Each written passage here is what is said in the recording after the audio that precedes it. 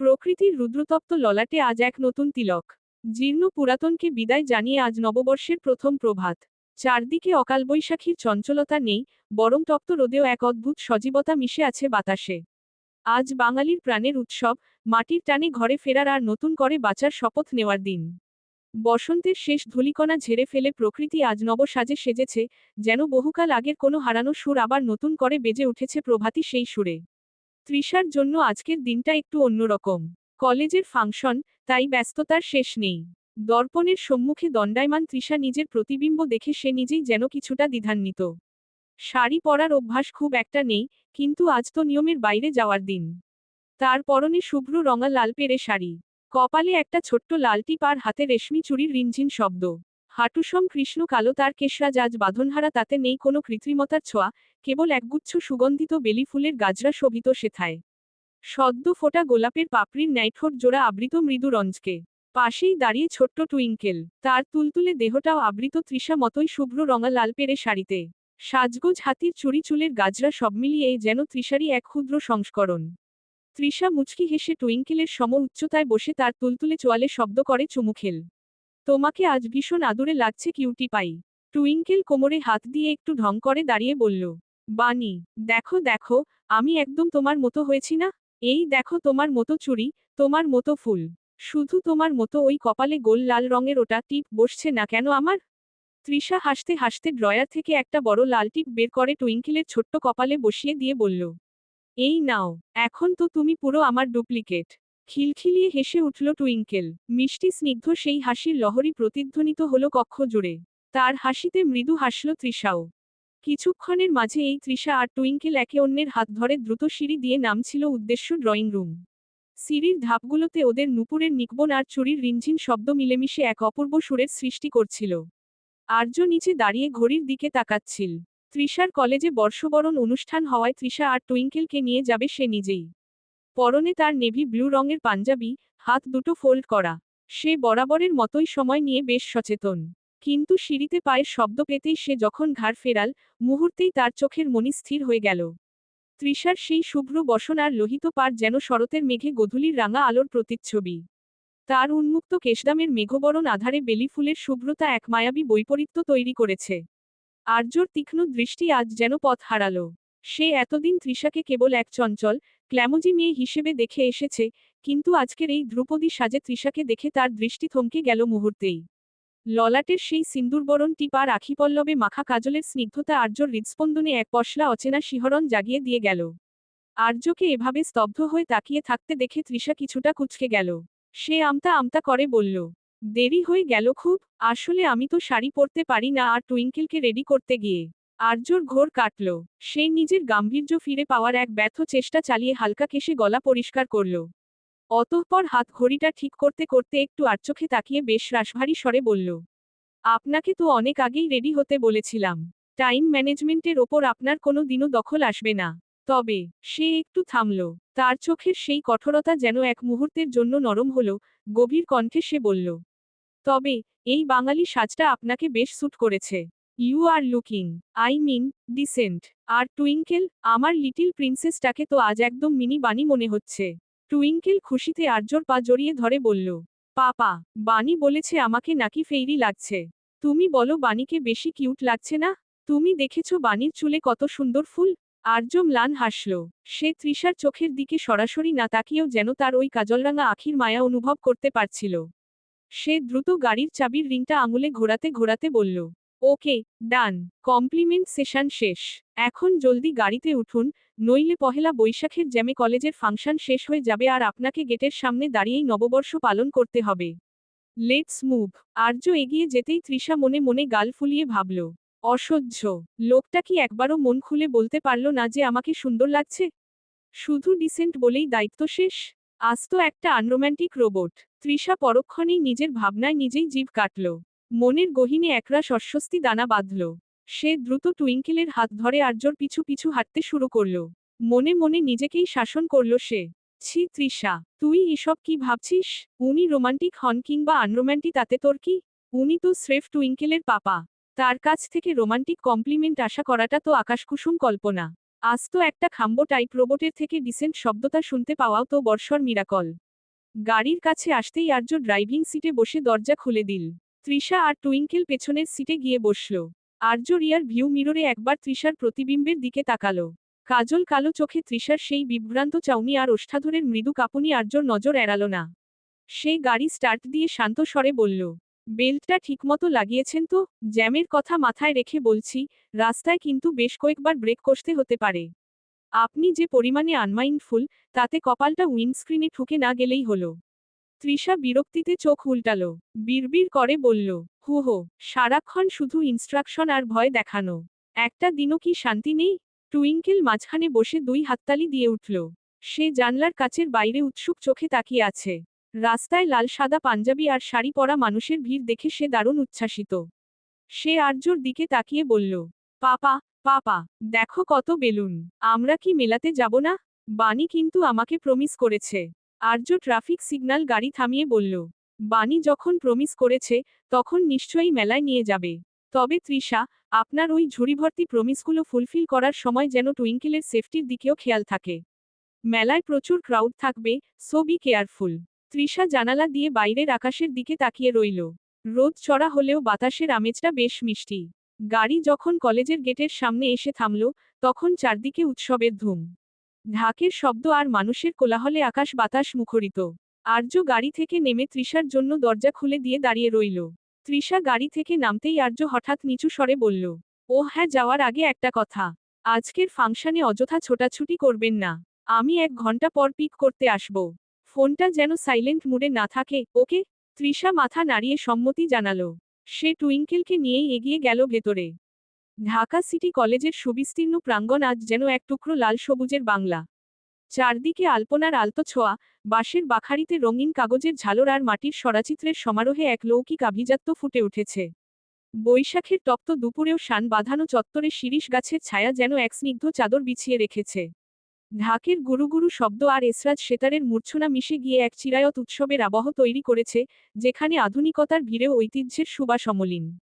তৃষা টুইঙ্কেলের হাত ধরে ভিড়ের মাঝ দিয়ে সাবধানে এগোচ্ছিল। চারপাশের এই উৎসবমুখর পরিবেশে নিজেকে হঠাৎই খুব হালকা লাগছিল তার। ঠিক তখনই চেনা এক কণ্ঠস্বরে তার পা থমকে গেল। তৃষা, তুমি? তৃষা ঘাড় ঘুরিয়ে দেখল সাইম দাঁড়িয়ে আছে। লাল পাঞ্জাবিতে সাইমকে বেশ উজ্জ্বল লাগছে, কিন্তু তার চোখে মুখে এখন গভীর বিস্ময়। সাইমের দৃষ্টি তৃষার দিক থেকে সরে গিয়ে পাশে দাঁড়িয়ে থাকা পুতুলের মতো সাজা টুইঙ্কেলের ওপর স্থির হল। সে খানিকটা থতমত খেয়ে জিজ্ঞেস করল, এই বাচ্চাটাকে তৃষা, তোমার সাথে? মানে ঠিক বুঝলাম না। সাইমের এমন সরাসরি প্রশ্নে তৃষা কিছুটা অপ্রস্তুত হয়ে পড়ল। আর্যর সাথে তার সম্পর্কের জটিলতা বা টুইঙ্কেলের পরিচয়টা এই জনসমক্ষে কিভাবে ব্যাখ্যা করবে, তা ভেবে সে যখন ইতস্তত করছিল, তখনই ছোট্ট টুইঙ্কেল তার স্বভাবসুলভ চপলতায় কোমরে হাত দিয়ে দাঁড়িয়ে পড়ল। তৃষার শাড়ির আঁচলটা মুঠোয় শক্ত করে ধরে সাইমের দিকে বড় বড় চোখ করে তাকিয়ে বলল, আমি বানির বেস্ট ফ্রেন্ড। আর আমি বানির সাথে মেলা দেখতে এসেছি, তাই না বানি? টুইঙ্কেলের এমন আত্মবিশ্বাসী উত্তরে সাইম যেন আরো অবাক হয়ে গেল। সে কিছু একটা বলতে যাচ্ছিল, কিন্তু তার আগেই ভিড় ঠেলে উদয় হলো মেসানা। পরনে নীল সাদা শাড়ি আর চোখে সানগ্লাস, মেসানাকে আজ বেশ ফুরফুরে মেজাজে লাগছে। তৃষাকে দেখেই সে একগাল হেসে চিৎকার করে উঠল, Trisha, you are looking gorgeous bebos. অতঃপর সে টুইঙ্কেলের দিকে চেয়ে ওর তুলতুলে নরম চোয়ালে আদুরে স্পর্শ এঁকে বলল, আরে আমার ছোট্ট কিউটি পাই মিমিটা, তোমাকে তো একদম বানির কার্বন কপি লাগছে। মেসানাকে দেখে তৃষা যেন কুলে ফেরার নৌকা খুঁজে পেল। সে এক দীর্ঘশ্বাস ফেলে হাফ ছেড়ে বাঁচল। সাইমের কৌতূহলী দৃষ্টি থেকে বাঁচার এটাই মোক্ষম সুযোগ। সে দ্রুত মেসানার হাত ধরে ফেলল। চল চল, ভেতরে প্রোগ্রাম শুরু হয়ে গেছে বোধ হয়। সাইম ভাই, আমরা তাহলে আসি? পরে কথা হবে। সাইমকে আর কোনো প্রশ্ন করার সুযোগ না দিয়েই তৃষা টুইঙ্কেলকে কোলে তুলে নিয়ে মেসানার সাথে দ্রুত ভিড়ের মাঝে মিশে গেল। পেছনে থেকে সাইম অবাক হয়ে তাকিয়ে রইল তাদের যাওয়ার দিকে।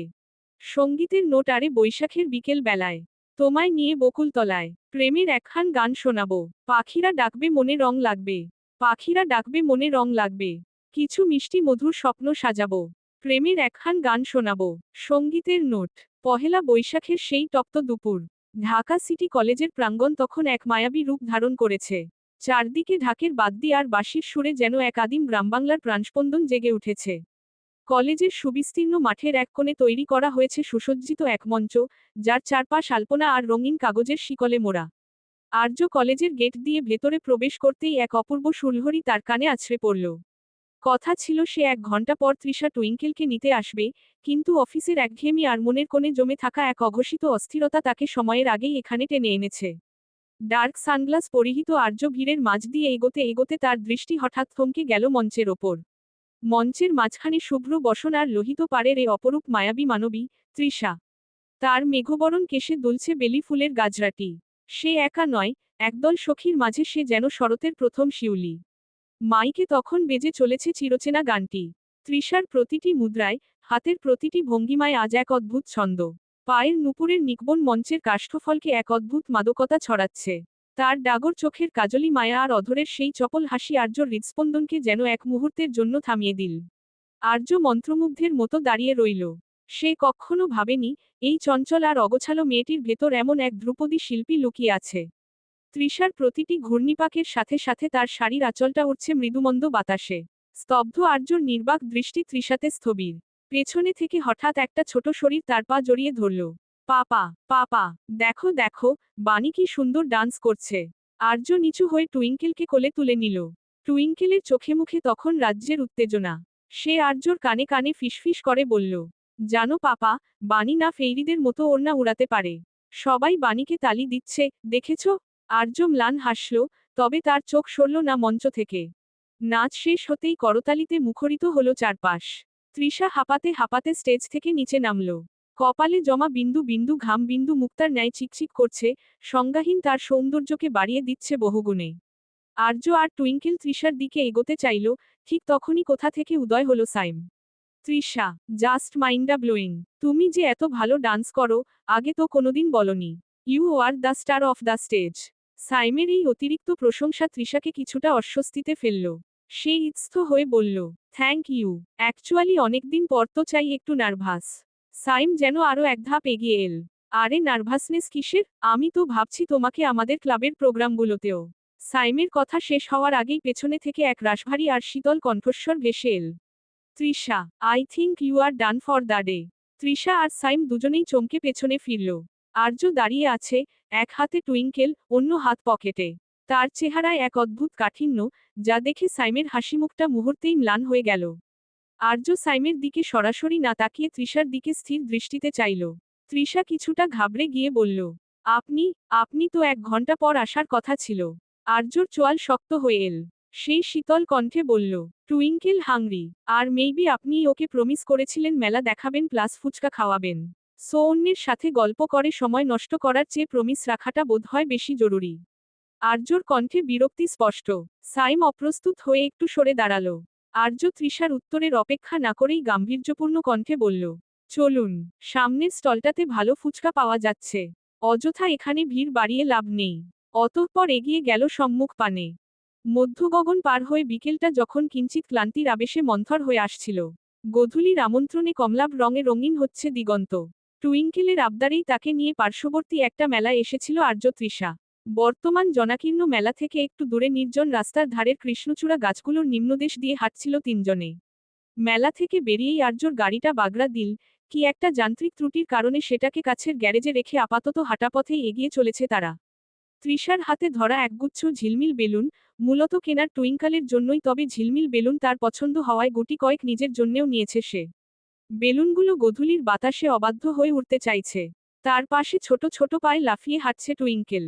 তার এক হাতে একটা কাঠি লজেন্স আর অন্য হাতে শক্ত করে ধরে আছে আর্যর আঙুল।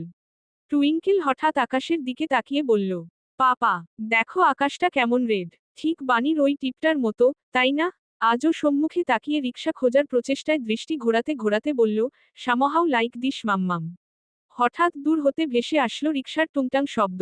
আর্য রিকশাটাকে থামার সংকেত দিতেই কিছুটা এগিয়ে গিয়ে সেটি থামল। অতঃপর তিনজন মিলে চড়ে বসল রিকশায়। আর্য তৃষা পাশাপাশি, মাঝখানে টুইঙ্কেল। আর্য ইচ্ছাকৃতই কিছুটা গুটিয়ে বসেছেন যাতে তৃষার শরীরের সঙ্গে স্পর্শ লেগে সে অস্বস্তিতে না পারে। মৃদুমন্দ বাতাস এসে লাগছে তাদের ঘর্মাক্ত মুখে। আধার ঘনীভূত হাওয়ায় রাস্তার পাশের ল্যাম্পপোস্টগুলো ঝালানো হয়েছে। হলদেটে আলোয় রিকশাটা এগিয়ে চলেছে, গন্তব্য সুখনির। হেই মিস নাগা মরিচ, আপনি এখানে? জনাকীর্ণ হাসপাতালের কোলাহলের মধ্য হতে হঠাৎ ভেসে আসা পৌরুষ কণ্ঠটায় না চাইতেও পিছন ঘুরে তাকালো মেহসানা। গলায় স্টেথোস্কোপ ঝোলানো ধবধবে সাদা এপ্রন পরিহিত সুঠামদেহী পুরুষটাকে দেখে তৎক্ষণাৎ ভ্রু কুঁচকে আসলো তার। আরে মিস্টার খাম্বা, আপনি এখানে কি করছেন? মেহসানার এমন সম্বোধনে কিঞ্চিত ভ্রু গোটালো আদ্রিয়ান। আমাকে দেখে খাম্বা মনে হয়? মেহসানা তিরিক্ষি কণ্ঠে জবাব দিল, তো আমাকে দেখে কোন অ্যাঙ্গেল দেখে আপনার নাগা মরিচ মনে হয়? আদ্রিয়ান মৃদু হেসে বিড়বিড়িয়ে বলল, সব দিক থেকেই। মেহসানা শুনতে পারল না আদ্রিয়ানের কথাটা। নিশ্চিত হতে সে ফের বলল, কিছু বললেন? আদ্রিয়ান বোকা হেসে বলল, নাথিং। অতঃপর একবার আশেপাশে চোখ বুলিয়ে বলল, তা ম্যাডাম, এই অসময়ে হাসপাতালে কি মনে করে? মেহসানা এবার একটু দমে গেল। বিরক্তির আড়ালে লুকিয়ে থাকা দুশ্চিন্তাটা এবার প্রগাঢ় হয়ে ফুটে উঠল তার মুখাবয়বে। দুশ্চিন্তায় এক দীর্ঘশ্বাস বেরিয়ে এলো তার বক্ষ ভেদিয়ে। অ্যাকচুয়ালি ভার্সিটি থেকে ফেরার পথে আমাদের ফ্রেন্ডদের গাড়িটা এন্ড করেছে। আমরা কয়েকজন একসাথে ফিরছিলাম, হুট করে উল্টো পাশ থেকে একটা গাড়ি এসে সজোরে ধাক্কা দেয়। আমরা যারা পেছনে ছিলাম তাদের তেমন কিছু হয়নি, কিন্তু সামনে থাকা দুজন বন্ধু বেশ চোট পেয়েছে। একজনের মাথা ফেটে তি অবস্থা। মেহসানার কথাগুলো কর্ণগোচর হওয়ামাত্র আদ্রিয়ানের চেহারার চপলতা মুহূর্তেই উধাও হয়ে গেল। একজন আদর্শ চিকিৎসকের বিচলিত ভাব ফুটে উঠল তার চোখে মুখে। সে বেশ গুরুত্বের সাথে জিজ্ঞেস করল, ইনজুরি কি খুব ডিপ? পেশেন্ট এখন কোথায়? কুইক বলুন, আমি দেখছি। আদ্রিয়ানের এই হঠাৎ গম্ভীর হয়ে যাওয়াটা মেহসানার পছন্দ হলো না। সে পূর্বের ন্যায় ঝগড়াটে কণ্ঠে বলল, দরকার নেই। আপনার মতো খাম্বা ডাক্তার দিয়ে আমার ফ্রেন্ডের চিকিৎসা করানোর একদমই ইচ্ছে নেই আমার। দেখা গেল বললেন, থাক নার্সরাই দেখছে। আদ্রিয়ান এবার খানিকটা ভাব নিয়ে ভ্রু কুঁচকে বলল, look miss Naga Morich, you can trust me. I am a surgeon. ইমার্জেন্সিতে ইগো না দেখিয়ে পেশেন্টকে সাহায্য করতে দিন। মেহসানা আর কিছু বলার সুযোগ পেল না। আদ্রিয়ান অনেকটা জোর কদমে ভেতরে প্রবেশ করল। অতঃপর আনাফকে প্রাথমিক চিকিৎসা দিয়ে চমৎকারভাবে ব্যান্ডেজ করে দিল সে। তার কাজের ক্ষিপ্রতা আর দক্ষতা দেখে মেহসানা ভেতরে ভেতরে একটু অবাক হলো বইকি। কিছুক্ষণ পর আদ্রিয়ান বেরিয়ে যাওয়ার পর মেহসানা তার বন্ধু মহলের কাছে গেল। আহত আনাফের কাছে এখন কি অবস্থা জিজ্ঞাসা করতেই সে হেসে বলল, ডোন্ট ওয়ারি দোস্ত, I am absolutely fine now. আর আদ্রিয়ানের ব্যান্ডেজ বলে কথা যেন তেন ব্যাপার। ওনার হাতের ছোঁয়া পেয়েছে কিন্তু সুস্থ হয়নি এমন পেশেন্ট বোধ হয় হাজারেও একটা মিলবে না। আর আমার তো জাস্ট একটা মাইনর ইনজুরি ছিল। মেহসানার মনের ভেতরের কাঠিন্য যেন একটু একটু করে গলতে শুরু করল। বন্ধুদের মুখে আদ্রিয়ানের গুণগান শুনে তার নিজের অজান্তেই এক অদ্ভুত কৌতূহল দানা বাঁধল। লোকটা কি আসলেই অতটা ভালো? নাকি পুরোটাই লোক দেখানো? কৃতজ্ঞতা প্রকাশ করাটা সৌজন্যের অংশ, সেই বোধ থেকেই সে ধীর পায়ে আদ্রিয়ানের চেম্বারের দিকে পা বাড়াল। করিডোরের শেষ প্রান্তে আদ্রিয়ানের নেমপ্লেট লাগানো ঘরটা নিস্তব্ধ। মেহসানা দরজার কাছে গিয়ে দাঁড়াতেই দেখল পর্দাটা একটু সরানো। ভেতরে ঢোকার আগেই তার পদচারণা স্থির হলো এক দুর্লভ দৃশ্যে। চেম্বারের ভেতরে আদ্রিয়ানের সামনে বসে আছেন জরাজীর্ণ শাড়ি পরা এক মধ্যবয়সী নারী। তার দুচোখ বেয়ে অশ্রু ঝরছে অনর্গল, কিন্তু সে অশ্রু বেদনার নয় বরং পরম কৃতজ্ঞতার। মহিলাটি আদ্রিয়ানের হাত দুটো জড়িয়ে ধরে বারবার বলতে লাগলেন, বাবা, তুমি আমার ছাওয়ালডারে নতুন জীবন দিলা। এই দুনিয়ায় টেকার অভাবে কত মানুষ ইরা যায়, আর তুমি নিজের পকেটের টেকা দিয়া আমার বাজানোরে বাঁচাইলা। তোমার এই ঋণ আমি কোন জন্মে শোধ করমু? আদ্রিয়ান অত্যন্ত নম্রভাবে মহিলার হাত দুটো সরিয়ে দিয়ে মৃদু হাসল। সেই হাসিতে কোনো দম্ভ নেই, কেবল একরাশ প্রশান্তি। সে শান্ত কণ্ঠে বলল, খালা, ঋণের কথা কেন তুলছেন? আমি তো শুধু উছিলা মাত্র। আপনার ছেলের সুস্থ হওয়াটাই আমার সবচেয়ে বড় পাওনা। আর টাকা, ওগুলো তো কাগজের টুকরো মাত্র, মানুষের জীবনের চেয়ে বড় কিছু নয়। আর যদি এটুকুই সাহায্য না করতে পারলাম তাহলে আমার এই সাদা এপ্রনেটার মূল্য কি রইল? আপনি সাবধানে বাড়ি ফিরুন, আর কোনো দরকার হলে আমাকে জানাবেন। মহিলাটি আঁচলে চোখ মুছতে মুছতে বেরিয়ে এলেন। মেহসানা দরজার আড়ালে নিজেকে লুকিয়ে ফেলল। তার বুকের ভেতরটা কেমন যেন তোলপাড় করে উঠল। যে আদ্রিয়ানকে সে শুধু একজন রম্য রসিক ভেবে খাম্বা বলে তুচ্ছতাচ্ছিল্য করেছে, সেই মানুষটার হৃদয়ের বিশালতা এত বেশি। নিজের উপার্জিত অর্থ দিয়ে একজন অপরিচিত দরিদ্র মায়ের সন্তানের চিকিৎসার দায়িত্ব নেওয়া, এ যেন এই স্বার্থপর যুগে এক রূপকথার গল্প। মেহসানা কিছুক্ষণ ওভাবেই দাঁড়িয়ে রইল। বিমূর তার দৃষ্টি হাতে ধরা একগুচ্ছ থ্যাংক ইউ বলার প্রস্তুতি, কিন্তু এই মুহূর্তে সেগুলো বড্ড ছোট আর অর্থহীন মনে হল। আদ্রিয়ানের মহানুভবতার সামনে তার সাধারণ ধন্যবাদটা বড্ড নস্যি। সে ভেতরে ঢোকার সাহস পেল না। আদ্রিয়ানের সেই শান্ত ও গম্ভীর অবয়বটার প্রতি এক অদ্ভুত শ্রদ্ধা আর ভালো লাগা তার মনের গহীনে মাথাচাড়া দিয়ে উঠল। মেহসানা কোনো কথা না বলে, আদ্রিয়ানের সাথে দেখা না করেই ধীর পায়ে উল্টো পথে হাঁটতে শুরু করল। দুটি দিন অতিক্রান্ত। বৈশাখ আসতে না আসতেই শুরু হয়েছে কালবৈশাখীর দাপট। দুল্ল কাজ মেঘে ঢাকা, যেন অভিমানী কোনো রূপসী অবগুণ্ঠন টেনে বসে আছে। চন্দ্রের দেখা মিলছে কিঞ্চিৎ কদাচিৎ। তার ক্ষণস্থায়ী আভা মেঘের আড়াল থেকে উকি দিয়েই আবার মিলিয়ে যাচ্ছে। টুইঙ্কেল আজ বড্ড তাড়াতাড়ি খেয়ে নিয়েছে। সারাদিনের চঞ্চলতা শেষে তার নীলাভ ডাগর চোখে ঘুমের আবেশ। তৃষা সস্নেহে ওকে খাইয়ে দিয়ে বিছানায় শুইয়ে দিল। কপালে একটি আলতো চুমু এঁকে ঘর থেকে বেরোলো। ঘড়ির কাঁটার টিকটিক ধ্বনি রাতের গভীরতা জানান দিচ্ছে। আর্য আজ দাপ্তরিক কাজে বেশ ব্যস্ত ছিল। নৌবাহিনীর কঠিন নিয়মানুবর্তিতার মাঝেও তাকে আজ অনেকটা সময় বাইরে কাটাতে হয়েছে। তার বাড়িতে ফিরতে ফিরতে টুইঙ্কাল ঘুমের রাজ্যে পাড়ি জমিয়েছে। বর্তমান সে ড্রয়িং রুমের সোফাটায় ল্যাপটপ নিয়ে বসেছে। হয়তো অ্যাডমিরালের সাথে কোনো জরুরি মেইল চালাচালি করছে কিংবা আগামী দিনের কোনো গুরুত্বপূর্ণ রণকৌশল সাজাচ্ছে। তার তীক্ষ্ণ মুখাবয়বে পেশাদারি গাম্ভীর্য। তৃষা ওপর তলা থেকে সিঁড়ি বেয়ে নামছে, প্রায় শেষ ধাপে আছে সে। ঠিক সেই মুহূর্তে প্রকৃতির রুদ্ররূপ চরম সীমায় পৌঁছাল। এক নিমেষেই চারদিকের আলো নিভে গিয়ে এক ঘন নিশ্ছিদ্র অন্ধকার গ্রাস করে নিল পুরো অন্দরমহল। আর ঠিক সেই মাহেন্দ্রক্ষণেই আকাশ ফেটে পড়ল এক প্রলয়ঙ্করী গর্জনে। বিদ্যুতের সেই তীব্র নীলচে আলো জানলার কাচ ভেদ করে তৃষার চোখে বিঁধল। তৃষা চিরকালই অন্ধকার আর এই মেঘের গর্জনকে ভীষণ ভয় পায়। আচমকা এই শব্দে তার বুকের ভেতরটা কেঁপে উঠল। এক তীব্র আর্তনাদ বেরিয়ে এলো তার কণ্ঠ চিরে। পা দুটো যেন সিঁড়ির ধাপে অবশ হয়ে আটকে গেল। ভয়ে দুই হাতে নিজের কান চেপে ধরে সে অন্ধকারের মাঝেই থরথর করে কাঁপতে লাগল। আধারে অভ্যস্ত আর্যর সজাগ দৃষ্টি মুহূর্তেই তৃষার সেই অসহায় অবস্থাটা ধরে ফেলল। সে এক মুহূর্ত দেরি না করে ল্যাপটপ সরিয়ে দ্রুত কদমে সিঁড়ির দিকে এগিয়ে গেল। তৃষা তখন ভয়ে দিশেহারা হয়ে টলমল পায়ে নিচের দিকে নামার চেষ্টা করছে। ঠিক তখনই আর্যর বলিষ্ঠ হাত দুটো তাকে আগলে ধরল। তৃষা হিতাহিত জ্ঞান হারিয়ে কেবল আশ্রয়ের তীব্র তৃষ্ণায় আর্যর প্রশস্ত বক্ষপটে নিজেকে সঁপে দিল। তার দুহাত আর্যর শার্টের কলার শক্ত করে আঁকড়ে ধরেছে, যেন এই শক্ত বাঁধনটুকুই তাকে এই প্রলয় থেকে বাঁচাতে পারে। আর্যর হৃদস্পন্দন তখন দ্রুততর হচ্ছে, সেই স্পন্দন তৃষার কানের কাছে কোনো এক ছন্দের মতো বাজছে। আর্যর শরীরের সেই চেনা সুবাস, সেই উষ্ণতা অন্ধকারকেও যেন ম্লান করে দিল। আর্য নিভৃতে নিজের অজান্তেই হাত দুটি তৃষার পিঠে রাখল। সেই নিস্তব্ধ আধারাচ্ছন্ন পরিবেশের এক জোড়া উষ্ণ নিঃশ্বাস, বাইরের বৃষ্টির টাপুর টুপুর আর মাঝে মাঝে বিদ্যুতের চমক যেন তাদের এই মুহূর্তটির সাক্ষী হয়ে রইল। আর্য অনুভব করল তৃষার শরীরের কম্পন ধীরে ধীরে কমে আসছে, কিন্তু তার আঁকড়ে ধরার তীব্রতা কমেনি। এক অদ্ভুত আবেশে আচ্ছন্ন হয়ে রইল চারপাশ। হঠাৎ করেই যেন জাদুর কাঠির ছোঁয়ায় আলো ফিরে এলো। আইপিএস চালু হতে ড্রয়িং রুমের ঝাড়বাতিগুলো জ্বলে জ্বলে উঠল আর তৃষার চোখের সামনে অন্ধকার পর্দা সরে গেল। আলোর প্রখরতায় সে যখন চোখ মেলে তাকালো, দেখল সে আর্যর বুকের মধ্যে মুখ গুজে আছে। আর্যর সেই শান্ত কিন্তু তীক্ষ্ণ দৃষ্টি তার মুখের ওপর স্থির। বাস্তবতা ফিরে আসতেই তৃষার সারা শরীরে লজ্জার এক তীব্র লহর বয়ে গেল। তার ফর্সা মুখখানি মুহূর্তেই সিঁদুরে মেঘের মতো রাঙা হয়ে উঠল। ছি, এ কি করল সে? লোকটাকে সে এড়িয়ে চলতে চায়, অথচ এই বিপদকালে তাকেই কিনা এভাবে আঁকড়ে ধরল। তৃষা তড়িৎগতিতে আর্যর বাঁধন আলগা করে দুই পা পিছিয়ে গেল।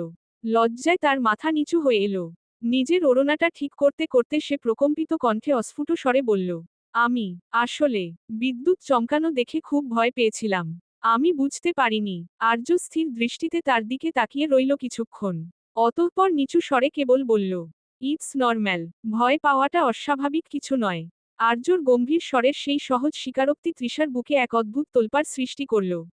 সে লজ্জিত মুখে চোখ তুলে চাইতে কুণ্ঠিত হলো। আর্য সহজভাবে নিজেকে সামলে নিয়ে ল্যাপটপটা বন্ধ করে টেবিলের ওপর রাখল। তৃষা তখনও জোরসর হয়ে দাঁড়িয়ে। পরিবেশের জোরতা কাটাতে সে আমতা আমতা করে প্রশ্ন করল, আপনি তো মাত্র ফিরলেন, ডিনার করবেন না? আমি কি সার্ভ করি? আর্য তৃষার দিকে এক মুহূর্ত স্থির দৃষ্টিতে তাকিয়ে থেকে পাল্টা প্রশ্ন ছুড়ল, আপনি ডিনার করছেন, নাকি টুইঙ্কেলকে নিয়েই বসেছিলেন? তৃষা ঈষৎ মাথা নেড়ে না সূচক জবাব দিল। তার এই নীরব স্বীকারোক্তিতে আর্যর ভ্রুজোড়া কিছুটা কুঁচকে আসল। মৃদু অনুযোগের সুরে সে বলল, বাট হওয়াই, এত রাত পর্যন্ত ডিনার না করার কারণ কি? কি উত্তর দেবে বুঝতে না পারায় তৃষা কেবল মাথা নিচু করে নিজের ওড়নার খুঁট আঙ্গুলে জোড়াতে লাগল। আর্য চেয়ার ছেড়ে উঠে দাঁড়িয়ে ড্রয়িং রুমের গ্লাস উইন্ডোর দিকে এক পা বাড়াল। বাইরে তখনও বৃষ্টির অবিরাম ধারা চলছে। সে ঘাড় ঘুরিয়ে তৃষার দিকে তাকিয়ে বলল, কোয়েশ্চেন করছিলাম মেবি? অ্যানসারটা? তৃষা একটু থতমত খেয়ে বলল, না, অ্যাকচুয়ালি টুইঙ্কেলকে খাওয়াতে গিয়ে দেরি হয়ে গেল। তাছাড়া আজও ঘুমিয়ে পড়েছিল, তাই একা একা ডিনার করতে ঠিক ভালো লাগছিল না। আর্য এবার সরাসরি তৃষার সামনে এসে দাঁড়ালো। তার চোখে মুখে তখন এক প্রচ্ছন্ন আধিপত্যের ছাপ, অথচ সেখানে কোথাও মায়া মিশে আছে। সে মৃদু হেসে বলল, so I guess we are on the same boat. আমিও আজ কাজের চাপে লাঞ্চটাও ঠিকঠাক করতে পারিনি। এখন বেশ ক্ষুধা লেগেছে। So let's get this done. আপনি কি আমাকে কোম্পানি দেবেন, নাকি আমি ডাইনিং টেবিলে একাই এক যুদ্ধ শুরু করব? তৃষা হেসে ফেলল আর্যর বলার ভঙ্গিতে। সে দ্রুত পায়ে রান্নাঘরের দিকে যেতে যেতে বলল, ঠিক আছে, আপনি ফ্রেশ হয়ে আসুন। আমি খাবারগুলো গরম করে সার্ভ করছি। আর্য ওয়াশরুমে যেতেই তৃষা ডাইনিং টেবিলে খাবার সাজাচ্ছিল। বিদ্যুৎ ফেরেনি এখনো, সেই সঙ্গে হঠাৎ আইপিএসটাও বন্ধ হয়েছে, কারণটাও অজানা। স্বাভাবিক কারণে কখনোই এমনটা হওয়ার কথা নয়। আর্য ভাবল একটু খুঁটিয়ে দেখবে। পরক্ষণেই কি জানি ভেবে আর গেল না। দিক বদলে স্টোর রুম থেকে বের করে আনলো 3টি লম্বাটে সাদা মোমবাতি। পুরো বাড়ি তখন নিস্তব্ধ। ঝোড়ো হাওয়ার শব্দে জানলার পাল্লাগুলো মাঝে মাঝে কেঁপে উঠছে। আর্য ডাইনিং টেবিলের কাছে পৌঁছালো। তৃষা কিছুটা ভীতসন্ত্রস্ত হতেই আর্য তাকে আশ্বস্ত করে বলল, আমি। আর্য টেবিলের ওপর রাখা শৌখিন মোমদানিটায় মোমবাতিগুলো বসিয়ে পাশ থেকে লাইটারটা নিয়ে সেগুলো জ্বালিয়ে দিল। নিমিষেই চারদিকের ঘন অন্ধকার চিরে মোমবাতির সেই মায়াবী নিয়ন আলো ছড়িয়ে পড়ল। মোমবাতির শিখাগুলো বায়ুর ঝাপটায় কম্পিত হচ্ছে ক্ষণে ক্ষণে, আর সেই কম্পমান আলো তৃষার লজ্জিত মুখে এক অদ্ভুত লাবণ্য ছড়িয়ে দিচ্ছে। আর্যর চোখের মণি সেই আলোয় অত্যাধিক তীক্ষ্ণ আরও উজ্জ্বল দেখাচ্ছে। টেবিলের কাছের ওপর মোমবাতির প্রতিবিম্বটা যেন এক শান্ত জলাশয়ের মতো স্থির হয়ে আছে। বাইরে তখন প্রকৃতির রুদ্ররস স্তিমিত হওয়ার বদলে আরও ঘনীভূত হয়েছে। বর্ষণের সেই উন্মাদনা জানলার শার্সিতে আছড়ে পড়ছে সজোরে। বৃষ্টির প্রতিটি ফোঁটা যেন এক একটি তীরের মতো কাছের গায়ে বিঁধছে, আর সেই অবিরাম ঝমঝম শব্দে এক অদ্ভুত ছন্দময় নিস্তব্ধতা তৈরি হয়েছে। বিদ্যুতের ক্ষণস্থায়ী চমকে মাঝে মাঝে বাইরের গাছপালার কালচে অবয়বগুলো অশরীরী ছায়ার মতো জানলার কাছে ভেসে উঠছে। কিন্তু অন্দরমহলে ক্ষুদ্র আলোর বৃত্তে বসে থাকা দুটি হৃদয়ের মাঝে তখন এক অপার্থিব প্রশান্তি বিরাজ করছে। ঝোড়ো হাওয়ার শব্দ ছাপিয়ে কেবল শোনা যাচ্ছে তাদের মৃদু শ্বাস প্রশ্বাস আর বৃষ্টির সেই চিরন্তন গীতকাব্য, যা এই রাতের নির্জনতাকে এক গভীর সার্থকতা দান করছে। চলবে, ইনশাআল্লাহ। আলোকোজ্জ্বল প্রভাত। দুলোকে বিদ্যমান সূর্যমণির উদীয়মান রশ্মি বৃষ্টিস্নাত ভেজাব ধরিত্রীকে উত্তপ্ত করার প্রচেষ্টায় মগ্ন। প্রভাতের সূচনা হয়েছে এক মিষ্টি খুনসুটি দিয়ে। তৃষা ডাইনিং টেবিলের টুইঙ্কেলকে খাওয়াতে ব্যস্ত। এক প্রকার তৈরি হয়েই বসে আছে সে। টুইঙ্কেলকে খাওয়ানো সম্পন্ন হলেই রওনা দিবে কলেজের উদ্দেশ্যে। প্রতি লোকমা মুখে দিতেই টুইঙ্কেল জুড়ে দিচ্ছে গল্পের পসরা। কখনো বলছে বানি আমাকে এখানে নিয়ে যাবে, তো কখনো বলছে বানি আমাকে এটা কিনে দিবে। টুইঙ্কালের আবদারের ঝুলি যেন শেষ হওয়ার নামই নিচ্ছে না। শেষ চামচটা তার মুখে পুরা দিয়েই তৃষা স্নিগ্ধ হেসে টুইঙ্কেলের তুলতুলের চোয়ালে হাত বুলিয়ে চুমু দিয়ে বলল, ওকে সুইটহার্ট, সব হবে। আগে বানি কলেজ থেকে আসি তারপর। টুইঙ্কেল একগাল হেসে বলল, আচ্ছা বানি। তৃষা এবার পাশ থেকে নিজের নখ হাতাটা হাতে তুলে বেরোবার প্রস্তুতি নিতেই করিডোর থেকে ভেসে আসলো আর্যর গভীর কণ্ঠস্বর। আজ কলেজে যাওয়ার দরকার নেই। টুইঙ্কেল আর আপনি দুজনেই তৈরি হয়ে নিন, আমরা একটু পর বেরোচ্ছি। তৃষা অবাক হয়ে তাকালো। কৌতূহল দমাতে না পেরে প্রশ্ন করে বসল, বেরোচ্ছি মানে কোথায় যাচ্ছি? আর্য পূর্বের ন্যায় পকেটে হাত খুঁজে গম্ভীর পদচারণা এসে দাঁড়ালো তৃষার সম্মুখে। কাল রাতে হামিদা বেগমের কাছে এক ঝুড়ি বকা শুনেছে সে। কারণ ছিল একটাই, তৃষাকে নিয়ে ঘুরতে যাওয়ার, তো দূর, তৃষাকে এখনো একটা জামা কাপড়ও কিনে দেয়নি সে। তবে ছোট চাচির বকা নয়, বরং এক অজানা অনুশোচনা থেকেই আজকে কেনাকাটা করতে যাওয়ার সিদ্ধান্ত নিয়েছে আর্য। তবে স্বর আরও হসন্ত জবাব দেওয়ার আগেই পাশে থাকা টুইঙ্কেল সোফায় এক ঝাঁপ দিয়ে চিৎকার করে উঠল। খুশিতে ডগমগ হয়ে সে তৃষার হাত জড়িয়ে ধরে বলল, বানি বানি, আমরা আবার ঘুরতে যাব। তুমি, আমি আর পাপা। আমরা তিনজন মিলে অনেক মজা করব। তুমি যাবে না আমাদের সাথে? টুইঙ্কেলের ওই উজ্জ্বল চোখের দিকে তাকিয়ে তৃষার মনের সব দ্বিধা যেন কর্পূরের মতো উড়ে গেল। সে একবার আর্যর দিকে তাকালো, যে এখনো পকেটে হাত দিয়ে পাথরের মূর্তির মতো দাঁড়িয়ে আছে। তৃষা মৃদু হেসে টুইঙ্কেলকে কাছে টেনে বলল, পাপা যখন বলছে, তখন তো যেতেই হয়। ঠিক আছে, আমরা যাচ্ছি। টুইঙ্কেল খুশিতে তালি বাজিয়ে সারা ঘর দৌড়াতে শুরু করল। আর্য শুধু সংক্ষেপে বলল, 10 মিনিটের মধ্যে তৈরি হয়ে নিচে আসুন। আমি গাড়িতে অপেক্ষা করছি। তৃষা না আসায় একা একা কলেজ ক্যাম্পাসে বসে বোর হচ্ছিল মেহসানা। আফরা ইতিকা পাশের ক্যান্টিন থেকে বুট ভাজা কিনে এনে ধপাস করে তার পাশে বসল। এক মুঠো বুট মেহসানার হাতে দিয়ে বলল, তৃষা আসলো না কেন রে? মেহসানা আনমনে বলল, কি জানি, হয়তো। বাকি কথা শেষ না করেই লাগাম টানল সে। কলেজের কেউ এখনো তার বিবাহের ব্যাপারটা জানে না। তাই এদের সামনে বলা ঠিক বলে মনে হলো না মেহসানার। ইতিকা তার কথার শেষাংশ শোনার জন্য উদ্গ্রীব কণ্ঠে ফের বলল, কিরে? মেহসানা তৎক্ষণাৎ ঘাস থেকে উঠতে উঠতে বলল, আরে লাইব্রেরিতে বই জমা দেওয়ার লাস্ট ডেট আজকে। দ্রুত চল, হরি আপ। সকলকে এক প্রকার তাড়া দিয়েই সেখান থেকে উঠিয়ে নিয়ে গেল মেহসানা। ইতিকা আফরা দুজনেই একে অন্যের সঙ্গে দৃষ্টি বিনিময় করল। অতঃপর মেহসানার ভেসে আসা কণ্ঠটার দিকে তাকিয়ে দ্রুত রওনা দিল দোতলার লাইব্রেরি রুমের উদ্দেশ্যে। গাড়ির দ্রুতগতি স্লথ হয়ে আসলো ঢাকার আভিজাত্য বেষ্টিত এক্স শপিং কমপ্লেক্সের সম্মুখে এসে। কাচের বিশাল রাজকীয় প্রবেশদ্বার দিয়ে ভেতরের আলোকসজ্জা বাইরেও নিজের অস্তিত্ব জানান দিচ্ছে। আর্য গাড়ি থেকে নেমে ধীরস্থিরভাবে দরজা খুলে দাঁড়ালো। তৃষা টুইঙ্কেলের হাত ধরে গাড়ি থেকে নামতেই এক ঝলক স্নিগ্ধ বাতাসের উষ্ণ পরশ ওদের ছুঁয়ে গেল। ওরা তিনজন মিলে এগিয়ে গেল সম্মুখ পানে। কমপ্লেক্সের সম্মুখে এসে দাঁড়াতেই বিশাল কাচের দরজাটি স্বয়ংক্রিয়ভাবে খুলে গেল। ভেতর থেকে ভেসে আসা শীতাতপ নিয়ন্ত্রিত হিমেল হাওয়া আর দামি পারফিউমের মিশ্র ঘ্রাণ তৃষাকে মুহূর্তেই এক স্নিগ্ধ জগতের জানান দিল। ওপরের বিশালাকা ঝাড়বাতিগুলো থেকে চুইয়ে পড়া সোনালি আলোয় পুরো চত্বরটা উজ্জ্বল হয়ে আছে। মেঝের শ্বেত পাথরে প্রতিফলিত হচ্ছে সেই স্বর্ণাভ রশ্মি। আর্যর হাঁটার ধরন বরাবরই রাশভারী। আজও তার ব্যতিক্রম নয়। তবে আজ পরিবর্তন আছে বোধ হয় যৎসামান্য। পাশাপাশি হাঁটছে তিনজন।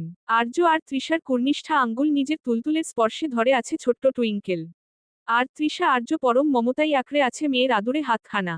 টুইঙ্কেল উত্তেজনায় একবার এদিকে তাকাচ্ছে, একবার ওদিকে। হঠাৎ সে তার ছোট্ট হঠাৎ হাত ছাড়িয়ে তৃষার ওড়নার আঁচল টেনে ধরল। তৃষা নিচু হয়ে আসতেই টুইঙ্কেল ফিসফিস করে বলল, বানি, দেখো, ওখানটায় কতগুলো ডল দাঁড়িয়ে আছে আমাদের মতো জামা পরে। তৃষা হেসে ফেলল। আর্য একটু থেমে ঘাড় ঘুরিয়ে দেখল তাদের। তার গম্ভীর মুখে সামান্য সময়ের জন্য একটা কোমল রেখা ফুটে উঠল। সে ধীর গলায় বলল, চলুন আগে আপনাদের সেকশনটা দেখে নিই। টুইঙ্কেল মাম্মাম, আমরা আগে বানির কেনাকাটা করি। টুইঙ্কেল খুশিতে লাফিয়ে উঠে বলল, হ্যাঁ পাপা। কিন্তু আমরা বানির জন্য আমরা লাল টকটকে জামা কিনব। আর্য এবার মেয়েকে কোলে তুলে নিল, তার তুলতুলে চোয়ালে চুমু একে বলল, ওকে মাম্মাম। ওরা লিফটে চড়ে তিনতলায় গেল, যেখানে শাড়ি আর লেহেঙ্গার এক অপূর্ব সমারোহ। চারদিকের কাচের আলমারিতে থরে থরে সাজানো রেশমি, জামদানি আর বেনারসি শাড়ির দল। আলোকসজ্জায় সেগুলো যেন এক একটা জীবন্ত নক্ষত্র। সেলসম্যানরা তটস্থ হয়ে এগিয়ে এল আর্যকে দেখে। আর্য ইশারায় তৃষাকে দেখিয়ে দিয়ে বলল, উনাকে লেটেস্ট কালেকশনগুলো দেখান। তৃষা একটু ইতস্তত করছিল। এত দামি দামি শাড়ির ভিড়ে সে যেন নিজেকে একটু গুটিয়ে নিচ্ছিল। ঠিক তখনই আর্য তার একদম কাছে এসে দাঁড়ালো। খুব নিচু স্বরে, যাতে অন্য কেউ শুনতে না পায়, তেমন স্বরে বলল, নিজের জন্য পছন্দ করতে সংকোচ হচ্ছে? তাহলে আমিই কি বেছে দেব? তৃষা দ্রুত মাথা তুলে তাকালো। আর্যর চোখের মণিতে আজ এক অদ্ভুত অস্থিরতা। সে পাশ থেকে একটা নেভি ব্লু রঙের সিল্কের শাড়ি তুলে নিয়ে তৃষার পাশে ধরল। আয়নায় নিজেদের প্রতিবিম্ব দেখে তৃষা স্তব্ধ হয়ে গেল।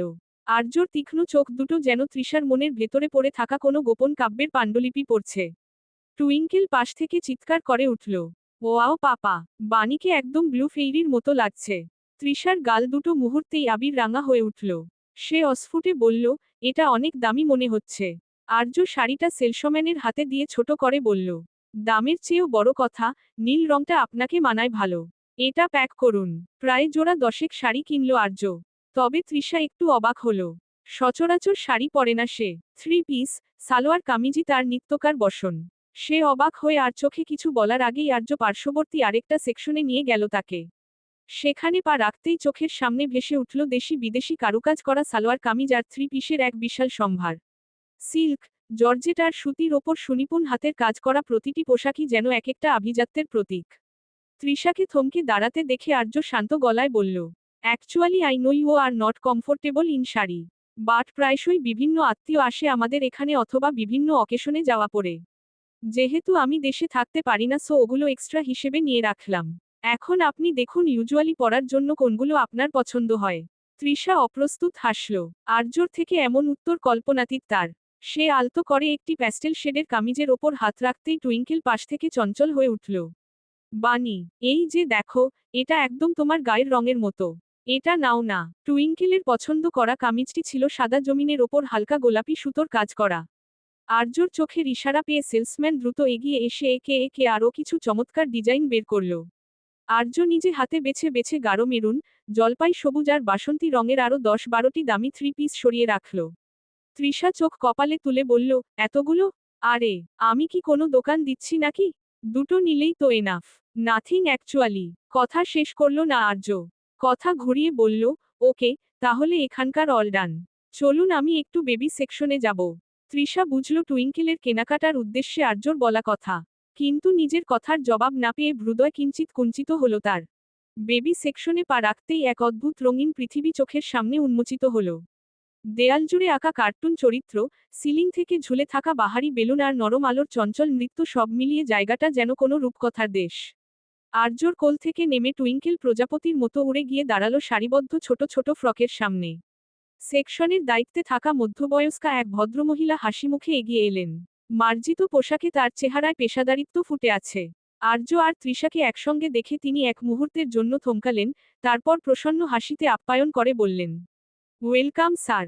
আপনাদের লিটল প্রিন্সেসের জন্য বোধহয় কিছু খুঁজছেন?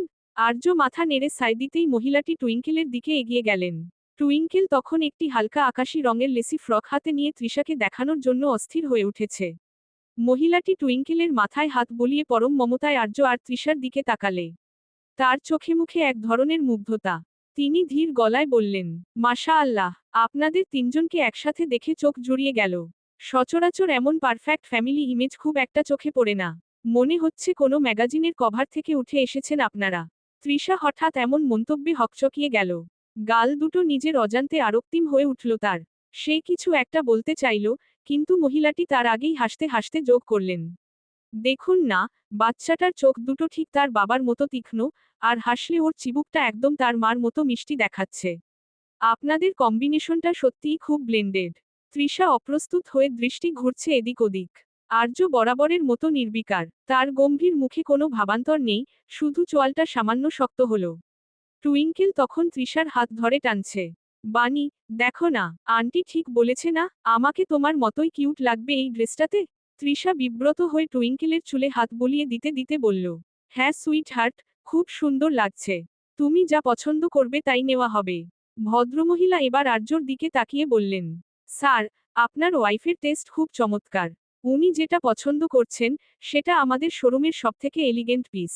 আর্যর তীক্ষ্ণ দৃষ্টি তৃষার উপর পড়েছে কিনা বলা দায়। সে বিল পে করে টুইঙ্কেলকে সঙ্গে নিয়েই এগিয়ে চলল সম্মুখ পানে। আর তার পিছে পা মিলালো অপ্রস্তুত তৃষা।